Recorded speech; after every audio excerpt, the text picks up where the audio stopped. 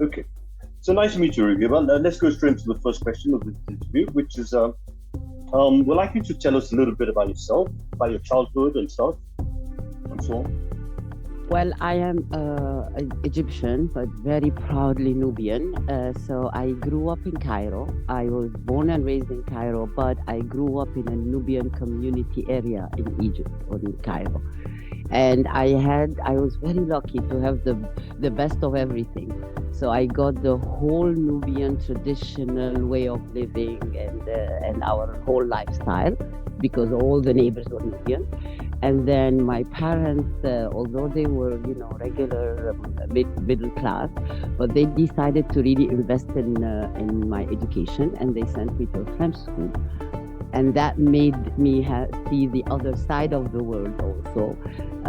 And it was a very French school, so everything is in French except religion and Arabic was in Arabic. And then my other members of the family traveled to Denmark. So it was only us, a small family in Cairo, and the rest are in Denmark. So it was also another way to be exposed to the Western life because they made sure that all the cousins know each other. They made sure that all the cousins speak Arabic. So we would travel or they would come every summer. So my childhood was really full of activities, full of learning, and very much exposed to the non-traditional way of a girl growing up in Egypt. I would say that.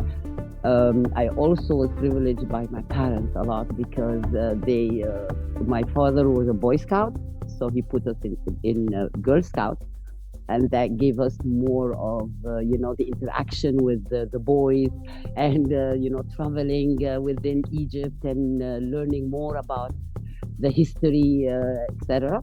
So this also gave me personally a lot of in my personality, to grow up among friends. And right now, I think we are about 25 friends who grew up together, and we are still in touch.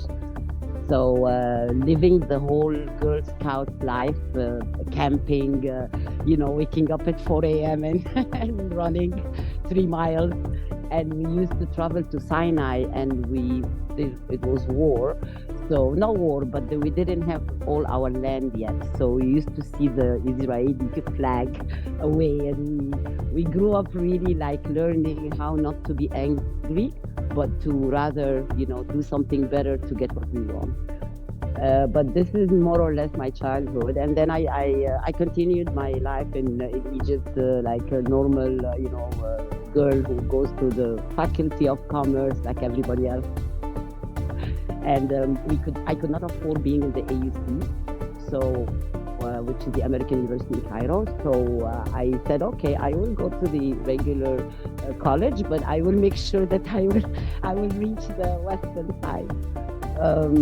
And this is how the minute I finished college, I knew that I wanted to work in travel. And 3 days later, I applied in a travel agency and I started. So, but this is a childhood point. I will stop here and then I will let you lead the question. Excellent. Thank you very much. Interesting. I'm still going to ask you some questions about that, but another time. Number two, you once worked in the tourism industry in Egypt. Does the tourism sector play a major role in the Egyptian economy? I think that the travel sector plays a role in the world economy because specifically in Egypt, as you know, the history, the pyramids, the monuments, and all this is a number two source of income to the Egyptian economy after Suez Canal, of course. But in my opinion, the travel sector doesn't only give you the leisure; it gives you the culture. It teaches you how people live, and the good hospitality we can give, the better influence we can have on others. So when people used to come to Egypt, I also used to really feel like, wow, we are like ambassadors. We have to sell Egypt right. We have to make them know the good thing from 0 to 10, rather than just selling the pyramids or showing them the regular way. I am a great believer that not only Egypt, Africa in general have a great wealth under the travel sector, and it's so not discovered. And Africa is not the pyramid only. So it's the major source of economy, and it should be way greater than that. And this is our role as well. I truly agree with that. Unfortunately, Nigeria is not doing too well in the tourism sector. Most of Africa, unfortunately, it drives me crazy. It's a real shame. It's a shame. It really does drive me crazy. I mean, we have so much to show and so much to, but nothing's been done about it. This rock in Nigeria on the road, right? Yes, is it in yes, Nigeria? yes. And when I saw it, and I haven't been to Africa a lot, and I say, oh my God, like how many pyramids do we really have in this continent? It's not just this pyramid. Yeah, there are other that's true. fundamental There's so many. pyramids. Oh, they are. Nigeria has so many waterfalls. We have Olumo Rock. Maybe that's rock you're talking about. We have Zuma Rock and Abuja. We have so many. We had a really nice game reserve many years ago. Now it's pretty much gone. All the emphasis now is just on oil. And it's just quick money for oil, and that's it. They're not even adding any value to the oil. It's real shit. So okay, no, and it will disappear soon. But exactly. I have something to just add about the tourism and your question, because I think this question is important. Is that I'm Nubian, which means that all our real treasure is underwater. So people or tourists, when they used to come to Egypt, they haven't seen the Nubian heritage because it's underwater, but they only think that Nubian is Abu Simbel temple, because it's the only one temple that was saved from the Nubian heritage. Now, when you think about this for a second, you say, but it doesn't matter that you need to know about Nubians just because a pyramid is built there or a temple is built there. You should know the people to know what does it mean, the Nubians. And I kind of took this upon my shoulder, big time. And to show, so this is the other side of tourism that we should teach and show. The ones who are not famous, the ones who are not under the pyramid. So there are another sector of tourism that needs to be shown and utilized better than that. Totally agree with you. That's one. I said I was still going to come to you another time because I wanted to know a bit more about the Nubian, but another time. No, anytime. I'm all yours. When it comes to Nubia, I'm all yours. No problem. Thanks so much. Okay, so the next question is, what led you to changing career paths and starting work with United Nations? I'm going to answer this question now officially, and then you and I will have coffee and I'll tell you the truth.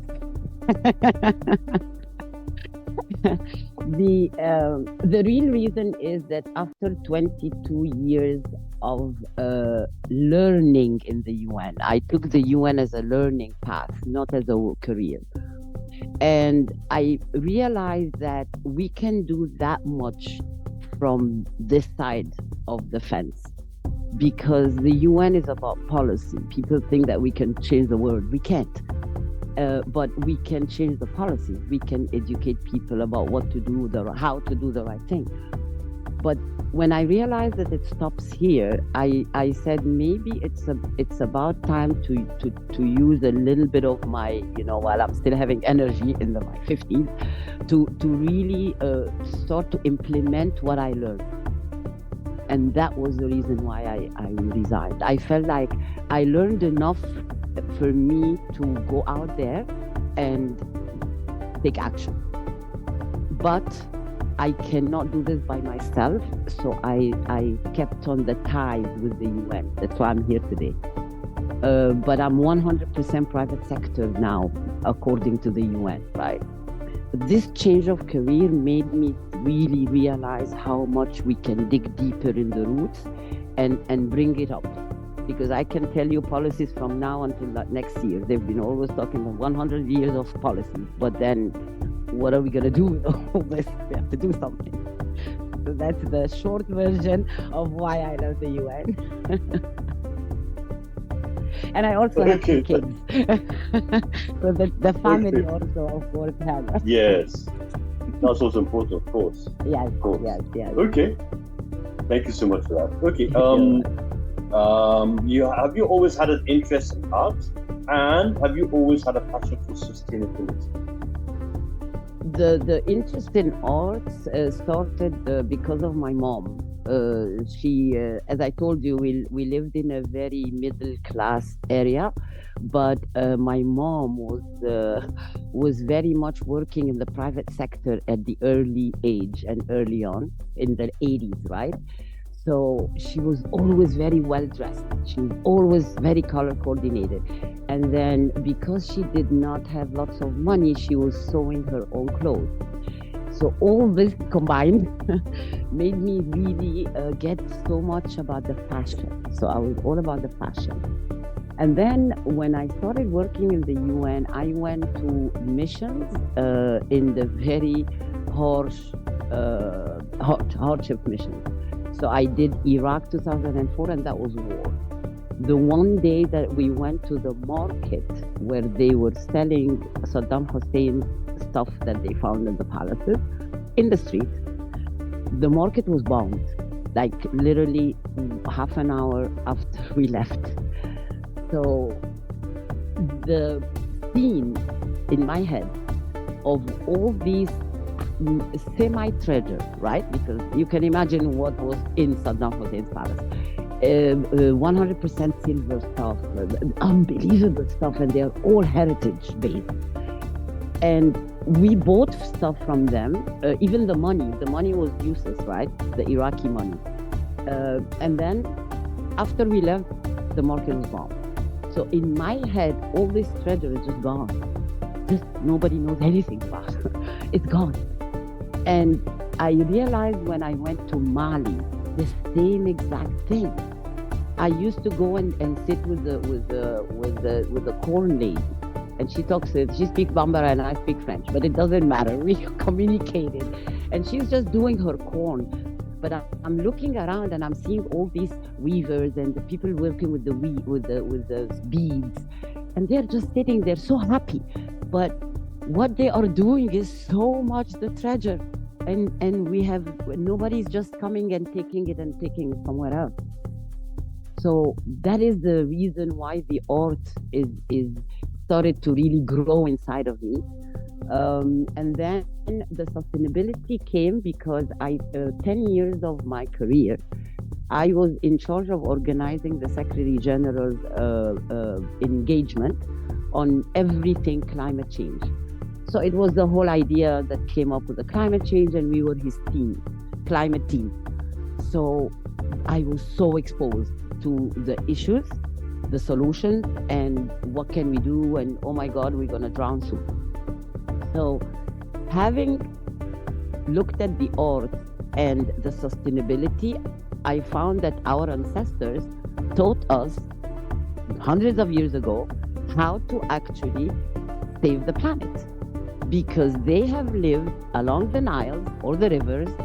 They weaved the bamboos out of or not bamboo, sorry, they weaved all their baskets, their everyday lifestyle stuff, home decor, out of the dry leaf, and they lived, and they were able to plant, and we did not have climate change hundreds of years ago. So something was happening there, right? So why can't we just take the right, that what they did, and add it to these beautiful policies we are polishing here and implement it? And that's what happened. And I started digging, and I really found our Nubian people, our Kenyan tribes, and our Ghanan in Volgatana, that they are really using the leaf. Nothing but the leaf. And this leaf is the number one cause of fire for farmers. Yet, if we take it and we start weaving it, we will, number one, take the fire away. Number two, give sustainable work for the women, because they're mainly the ones working, and the girls. And number three, we will educate the people and Mr. Yves Saint Laurent about that we do exist, and we have stuff that can be way beautiful than others. But this is the gap that I was looking to fill between the art and the sustainability. But this is how it came about. Fantastic, fantastic. Oh, I actually quite like it. Good. I'm learning a lot from this. Yeah, thank you. Yes, Excellent. you can also see more on the Edu Times, okay? I'll take a look. I'll take a look. Yeah, please do. I'll send you one copy.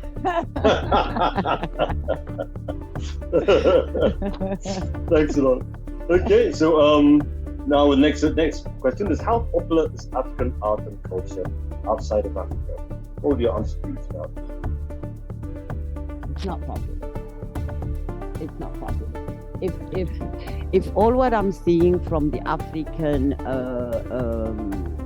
culture and heritage, just couple of garments that are looking Africans, and they're so full of red, green, and blue. That's not Africa. Sorry, that's not Africa. So it's zero. There is no store here in New York that you can go to and you say, "Oh wow, this is what Africa is. This is Ghana and this is Kenya." No. You just say Africa. Great. And then we always talk, of course, unfortunately, about the African Americans and the diaspora. And I really hate this word, because we are not diaspora. We are not. We have roots, we have our art, but we have a problem in showing we have a problem in showing our arts out. We became lazy to show only the traditional stuff that everybody knows about. That's the problem. So it's zero. And I think we have a lot to do. And I'm not talking only about selling products in a store. I'm talking about transforming the events to become looking Africans, not looking made in China. Transforming the hotels so that when you go to a hotel, you find a small little basket that has your tea bags in it, and it's made in Africa. So it's the whole living should just be transformed, in my opinion. And this is where we are going to make this whole change, slowly but surely. Excellent. I wish you all the best, and you'll get there. I can see the determination and the passion as well. So I am depending on you. We'll do it. We'll do it together. So the next question is yes. Nuba Arts appears to have a particular focus on artisans living with physical challenges, those who are underprivileged and those who live in rural areas where they have no access to the city. Tell us a little bit about this. When I just started as a solopreneur, as they call me, I am still alone, but I was alone, and I found that I am just one drop in the ocean of fashion. Everybody, all over the place, designers, etc. But then I said, what will make me different than others? But not in the commercial way, but in the helping way. How can I help differently? I found that there was lots of big designers. They are again looking into underneath of the feet, and they would look at the designer who live in Brooklyn, right? Like right next door. It could be an African designer, and amazing, beautiful, but he's just here. He's not there. So I started looking into how can I reach out to the deepest of the deepest, and I found that reaching NGOs would be the best way. I speak 3 languages, so I use my Arabic, and I said I'm gonna look in Egypt. And believe it or not, I have never met my designers, and I have about 25 designers until now. I've never met them. Some of them I haven't even seen them on the video. But I started looking into, I started doing keywords, the NGOs for blind people, artisans with disabilities, these kind of keywords. And the first one I found was blind or visually impaired group that is weaving with Braille language, and they are doing from scratch the kilim rugs. And that was the beginning. And I said, no, I'm focusing with them. And if they exist, that means there is thousands of them exist somehow, somewhere, and I'll just look for them. And this is how I started focusing on these type of artisans. In Egypt, you find lots, and I'm sure in Nigeria and everywhere, in the old markets, you will always find the artisans who are still there since their grandparents left them, and they've never went anywhere. Now, the big designers, the glamorous ones, go there, make them do their pieces, take the money, like give them the least amount of money, and then go and sell them for thousands of whatever dollars or even pounds.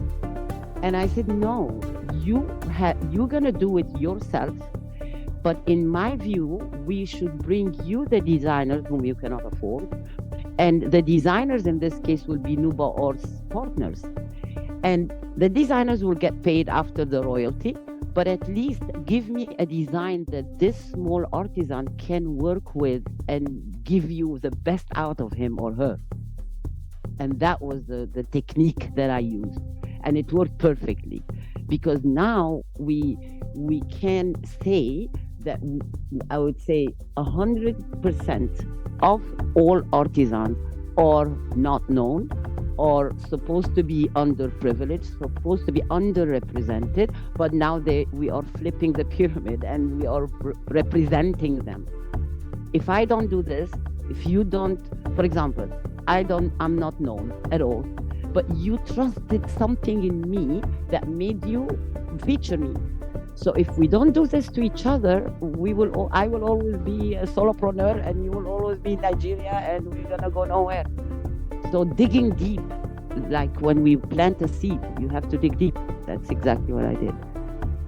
And it's amazing the treasure that I found. Nuba is not the Nuba land. Nuba art means the land of gold skills, because the word Nuba means land of gold. Nubia is gold. Nuba is land of gold. And in my view, Africa is the land of gold skills. It has lots of skills. So this is the translation after the name. Right, interesting. Okay. I want to ask, you make what do you make? You make carpets, you make rugs, you make clothes. What you make clothes as well? We make everything. So basically, I don't make, I source. Yes. So I go to right now we have home decor, under which we have the baskets and the bags and the everything in the house weaved, and the rugs as well. And then we have the other side, which is the accessories, women accessories, the apparel that it's made by no waste material.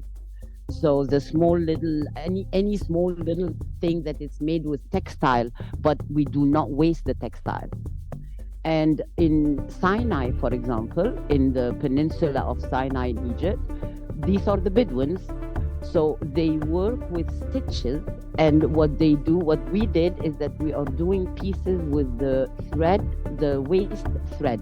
So when they make the big pieces, the wasted thread we use to make our own small little pieces. So, and right now I'm trying to change all the big pieces to smaller ones and make them as souvenirs that we can give them in dinners and lunches here at the UN, all these events. So we are trying to also furnish the events. So that's what we're trying to do. And we have lots and lots of artisans ready to go. That sounds fantastic. That sounds really good. Okay. I can see somebody's body attention there or something. Yes, somebody in the room, but I think she's okay. Okay. We don't have far to go anyway. So the next question here is apparent that Nubian arts has an educational agenda at its core. But kindly explain the link between raising awareness about the African solutions in sustainable fashion and education. Yeah, this is my favorite question, and I think that everything in life has an education aspect in it, right? And educating people by letting them, in, as the UN style, sitting in a room and you talk to them about or lecture them, right? That has a limited influence. But educating the people through the awareness, through making them use and understand where it's coming from, a piece of basket or a piece of garment, that's an education, but it's a different kind of education. So I think that through art, and you can, maybe the closest example to this is music, right? You don't care, nobody care where this music is coming from or if you understand the lyrics, but they understand it's African music, right? So this is what I want to come with the art. It's the same thing. You can wear an African dress and you say, wow, this is coming from Ghana, because Ghana's in West Africa, not in East. And you see, the whole idea, the whole awareness came. The other thing is, our kids, especially the ones like mine who live in the west side of the world, need to be educated well about Africa. And you cannot make them sit and tell them, oh, my grandpa used to do this and this and that. They're not going to listen. So even the prayer, even anything, not going to happen. So you have to give it to them in the lifestyle, to embed it in the lifestyle. And that's what art can do. This is what accessories can do, the home decor can do. One of my first clients who bought the Bolga basket was Japanese. So you can imagine how the whole story went to her right now. The education part in Nuba Arts is through the events that we are putting together, because we are now, and this is the news that we are putting for you, is we are just signed to become the representative of the Model UN, organized by a private sector, because there is the UN, Model UN, but we are now organizing it on our own. And the reason why we are doing this, because we feel that the African students need to be exposed to the Western or to the US or to the UN. And the US and the Western student need to meet the African students. If you are sitting here in the Model UN, you will always see that it's all about the privileged students. And what we are trying to do is that we will have a portion of the privileged students, and whoever is paying, sponsoring them, will have to sponsor the same amount of students from Africa. So the student from Harvard will be sitting next to a student from Tanzania, because they need to meet. If they don't meet, they will always think different about each other. Now, having said that, this is an education 100%. For Nuba Arts, this is not the core work, but it is the events work of Nuba Arts. So through events, in addition to selling the products, through the events, I believe that the education and the awareness and letting people know about Africa, this is where it's gonna come.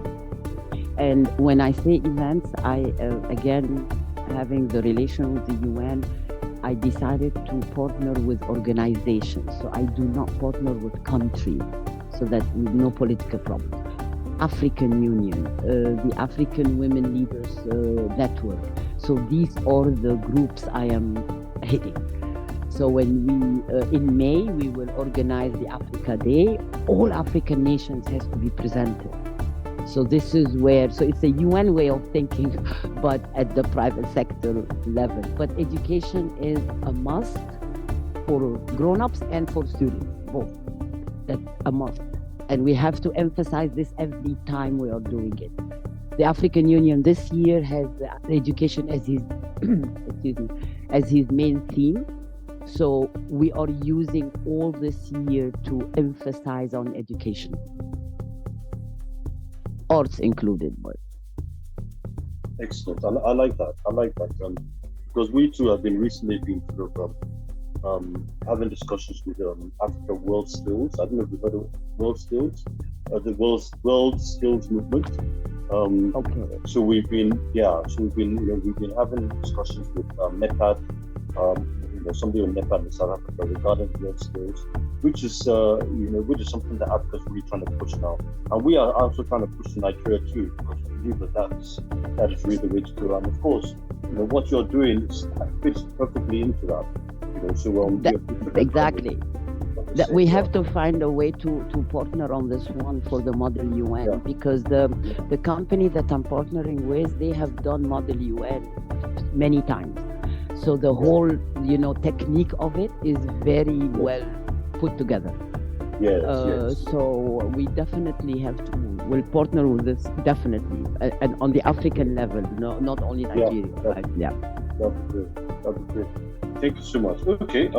Next question. We have just two left. In which countries is Nuba Art currently active? And any interest in Nigeria? Full interest in Nigeria. So, Nuba Art has put together what I started calling it the Heritage Hub.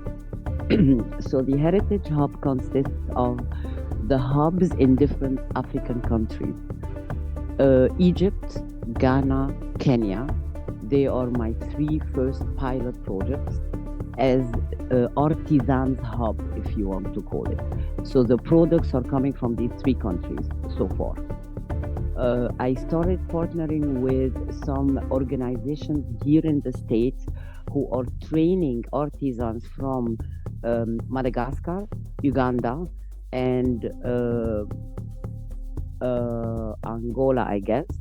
And they are also, so I started buying from them and getting in touch with their artisans after the program of designing finished.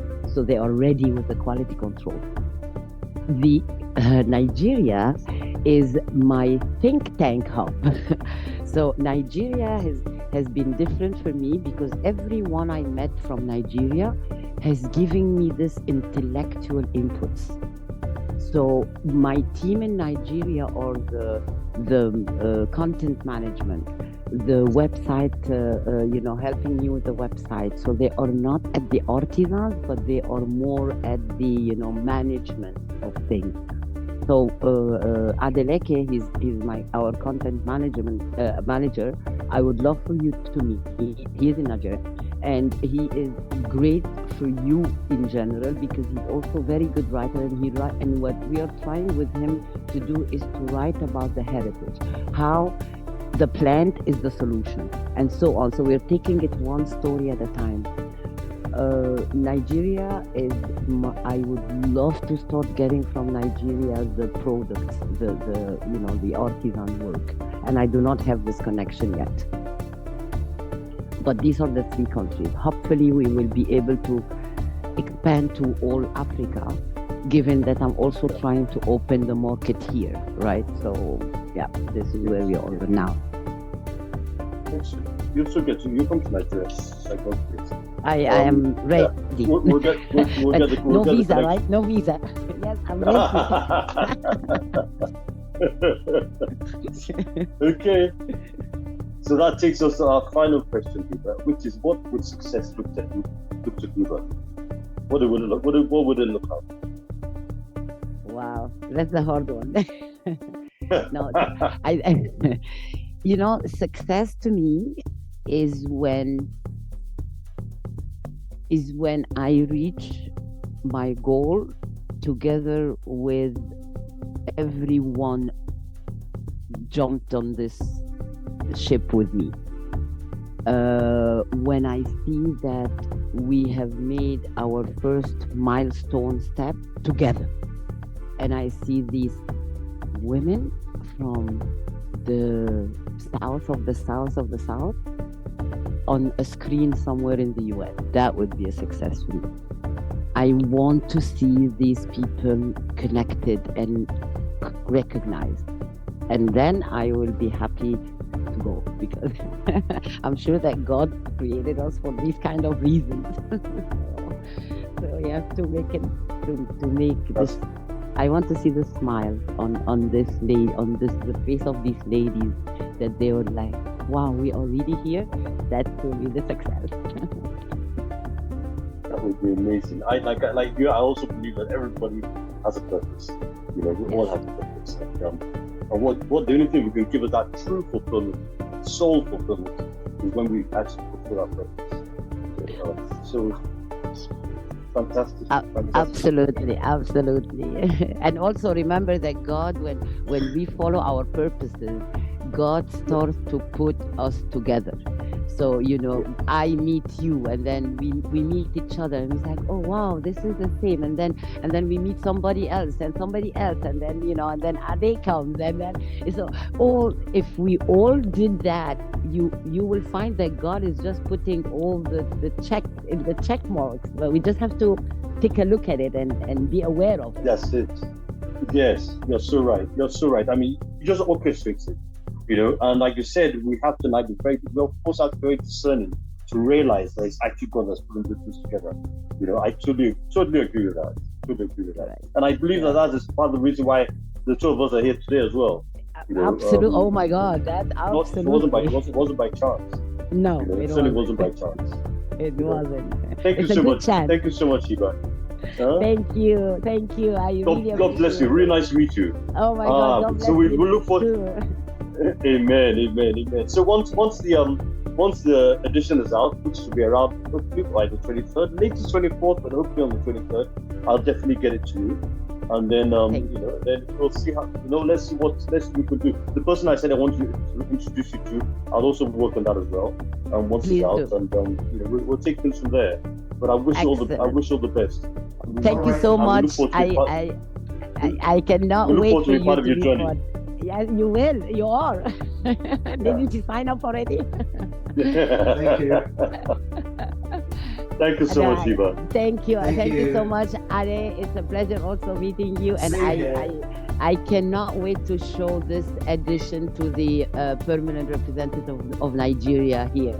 So I called him and I was like, I can't wait.